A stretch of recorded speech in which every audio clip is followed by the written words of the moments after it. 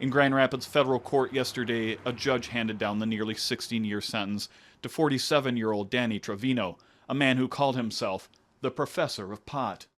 Not long after Michigan voters approved medical marijuana in 2008, Trevino started setting up dispensaries around Michigan, including a storefront here on Leonard Street and another on Old 28th Street in Cascade Township. Trevino was a drug offender and could not be a caregiver under state law. Federal prosecutors allege he had over a half-ton of marijuana at his various facilities and described him as, quote, thumbing his nose at the law.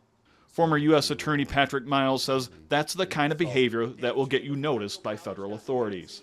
Sometimes federal prosecutors have no choice. They've got to follow the law, and if someone is flouting the law, they're going to bring a case. Robert Hendricks, an attorney who specializes in marijuana business law, says it's important to remember that despite the state attitude, the feds have a different view.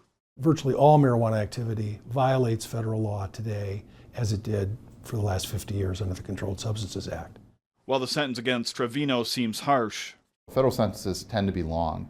My understanding in this case was that the sentence actually was at the lower end of the federal guidelines, but it's still going to be significant compared to a state law conviction.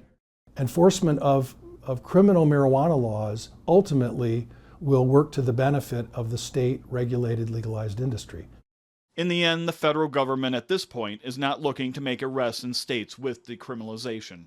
There's finite resources, and you can only prosecute, so many cases a year. Right. And you're going to focus on where the real problems are, and the real problem is heroin, opioids, which kills people. And if you follow the rules of state medical marijuana law, you don't really have to worry about federal prosecution.